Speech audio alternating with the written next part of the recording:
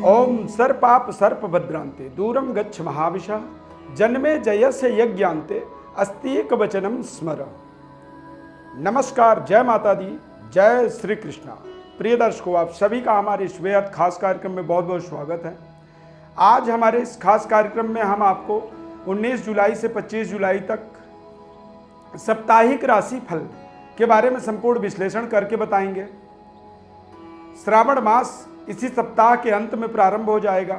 24 जुलाई को गुरु पूर्णिमा का पावन पर्व होगा और सबसे महत्वपूर्ण इस बात इस सप्ताह के अंदर रहने वाला है कि 20 जुलाई को सूर्य ग्रह पुष्य नक्षत्र में प्रवेश करेंगे। यानी रवि पुष्य, गुरु पुष्य, ये इस तरह के एक बहुत ही महत्वपूर्ण कॉम्बिनेशन होता है। जीवन में, समाज में और ग्रह स्थिति की बेहद लाभदायक, शानदार हमारे जीवन में सकारात्मक प्रभाव प्राप्त होता है।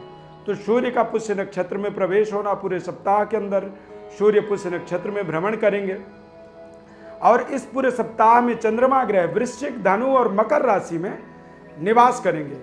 यदि गोचर ग्रह स्थिति की बात करें इस सप्ताह के अंदर तो राहु द्वितीय भाव वृषभ राशि में रहने वाले हैं और बुध ग्रह सप्ताह के अंत में मिथुन राशि से कर्क राशि में जाएंगे और इस सप्ताह में मंगल ग्रह कर्क राशि से सिंह राशि में जाएंगे और केतु ग्रह वृश्चिक राशि में रहेंगे। शुक्र ग्रह सिंह राशि में मंगल और शुक्र की युति बनने वाला है।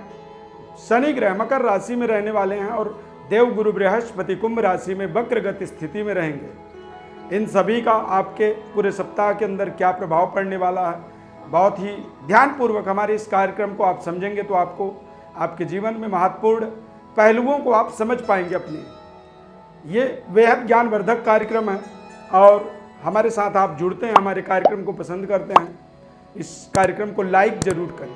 यदि कार्यक्रम में पहली बार जुड़ रहे हैं तो चैनल को भी प्लीज़ सब्सक्राइब कर लीजिए। अब बात करेंगे साप्ताहिक राशिफल के अनुसार मेष राशि का। मेष राशि वाले जातकों के लिए बेहद शानदार समय रहने वाला है, क्योंकि वृश्चिक, धनु और मकर यानी सप्ताह का जो प्रारंभिक समय होगा, थोड़े से आपको अपने ऐसे परेशानियों का सामना करना पड़ेगा जिन परेशानियों के लिए आपने सोचा नहीं। यानी कि अचानक आपके सेहत स्वास्थ्य में थोड़ी सी कमी आ सकती है, निगेटिविटी आपके ऊपर हावी हो सकती है। परंतु जैसे जैसे सप्ताह आगे बढ़ेगा, सिक्स सेंस जागृति होगी, आत्मज्ञान की आपको प्राप्ति होने वाली है और भाग्य का भी आपको पूरा सहयोग, समर्थन मिलने वाला है।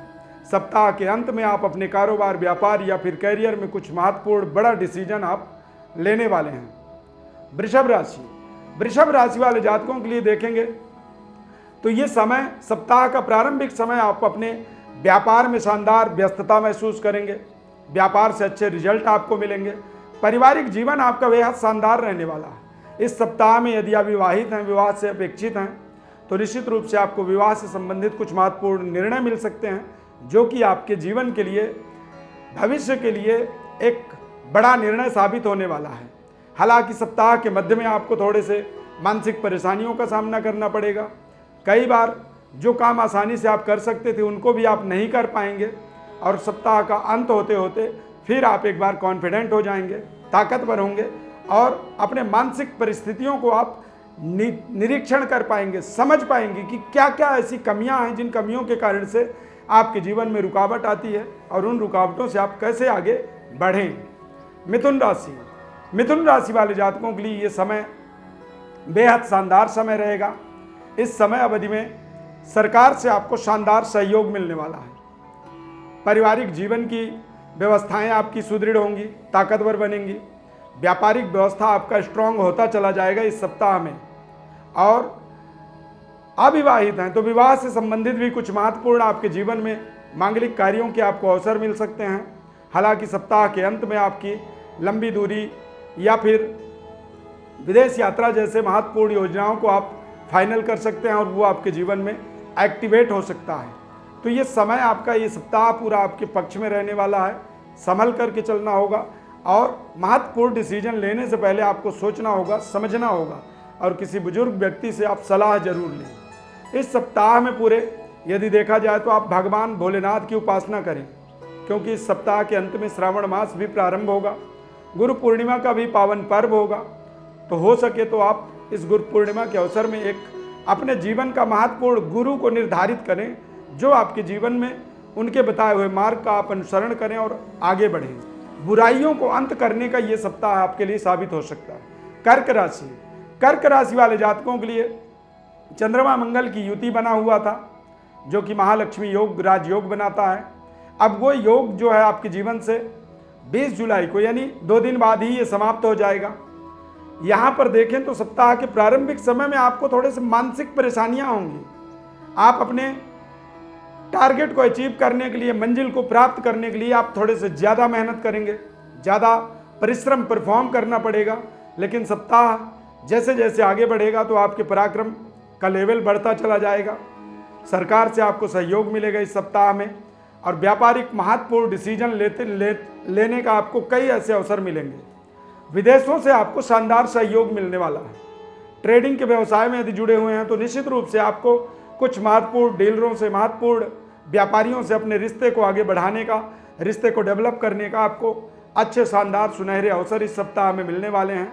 महालक्ष्मी राजयोग आपका 20 जुलाई के बाद समाप्त होगा, तो थोड़ा सा आपको कोशिश करना है कि भगवान भोलेनाथ की उपासना करें।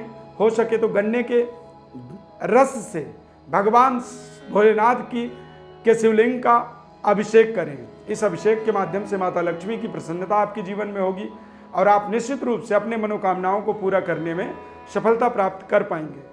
सिंह राशि, सिंह राशि वाले जातकों के लिए ये सप्ताह प्रारंभिक समय, इसमें भूमि, भवन, क्रय विक्रय से कोई भी बड़ा महत्वपूर्ण निर्णय आपको नहीं लेना चाहिए। माता के सेहत स्वास्थ्य का आपको थोड़ा सा विशेष ध्यान रखना होगा, और संतान के ऊपर भी आपकी पैनी नज़र होनी चाहिए। बच्चे आपके क्या कर रहे हैं और बच्चों के अंदर कोई बुरी आदतें उनकी हावी ना हो, इस चीज़ का आपको विशेष निरीक्षण परीक्षण करना होगा। इस सप्ताह के प्रारंभिक समय में आपको रिज्यूमिंग नहीं करनी चाहिए। यदि कहीं पे कोई प्रस्ताव आप रखना चाहते हैं तो ना रखें। किसी भी दस्तावेज में आप इस सप्ताह में साइन करने वाले हैं तो बहुत सोच समझ करके करें, या हो सके तो थोड़ा सा उसे पोस्टपोन करें, आगे समय दें और अगले आने वाले शुभ समय में आप उसको मेटलाइज करें अपने जीवन में। ये समय आपके लिए शानदार रहेगा। इस समय में सप्ताह के अंत में आपको सरकार से सहयोग मिलने वाला है। अपने जिम्मेदारियों को आप बहुत अच्छे तरीके से निभा पाएंगे और शानदार तरीके से सप्ताह के अंदर आप अंत में जाकर के पूर्ण संतुष्टि की प्राप्ति कर पाएंगे। लेकिन प्रारंभिक समय आपके लिए एक तरह से कह सकते हैं कि भागम भाग रहने वाला है। आपको इस सप्ताह के अंदर भगवान भोलेनाथ की उपासना करनी चाहिए और गुरु की विशेष पूजा करनी चाहिए। आपको गुरु के पूजा से ही आप शानदार तरीके से अपने जीवन में सफलता प्राप्त कर सकते हैं। कन्या राशि, कन्या राशि वाले जातकों के लिए तृतीयस्थ यानी सप्ताह का प्रारंभिक समय बेहद शानदार रहने वाला है। नए जॉब की प्राप्ति हो सकती है। नए प्रोजेक्टों को मैटलाइज करने के लिए कुछ लंबी दूरी यात्राओं का आप निर्धारण कर सकते हैं। यात्रा आपकी प्रारंभ हो सकती है और देखते ही देखते आप अपने जीवन के महत्वपूर्ण कार्यों को पूरा करने में शानदार सफलता भी प्राप्त कर सकते हैं। यदि आप पॉजिटिव, सकारात्मक रहते हुए अपने कार्यों को पूरा करने की प्रयास करेंगे तो इस सप्ताह में आपको शानदार सफलता मिलेगी। सप्ताह के मध्य में भूमि, भवन, क्रय विक्रय से संबंधित कोई बड़ा निर्णय आपको नहीं करनी चाहिए और प्रेम संबंध को आप जैसा चल रहा है वैसे ही चलने दें। इस सप्ताह में कोई बड़ा अप्रोच आपको नहीं करनी चाहिए, बड़ा कोई अपने तरफ से प्रयास नहीं करना चाहिए, अन्यथा आपके प्रयासों से आपके बने हुए रिश्ते में कमी आ सकती है और ऐसी कमी का आप कहीं ना कहीं अनुभव भी नहीं कर रहे हैं, कहीं ना कहीं आप सोच भी नहीं रहे हैं किस तरह की समस्याएं आ सकती हैं और उन समस्याओं से आपको बच के रहना होगा। इस सप्ताह के अंदर भगवान भोलेनाथ के शिवलिंग के ऊपर यानी भोलेनाथ की प्रसन्नता के लिए गन्ने के जूस से आप श्रावण मास के प्रारंभिक समय में आप जरूर उनका रुद्राभिषेक करें, भोलेनाथ की उपासना करें। इसके माध्यम से आप अपने इस सप्ताह को और बेहतर तरीके से बना पाएंगे। सप्ताह के अंत में श्रावण मास के प्रारंभ होने से भोलेनाथ की उपासना के माध्यम से निश्चित रूप से आप आने वाले समय को, अपने आने वाले सप्ताहों को और बेहतर बना पाएंगे और शानदार तरीके से उनका इस्तेमाल कर पाएंगे।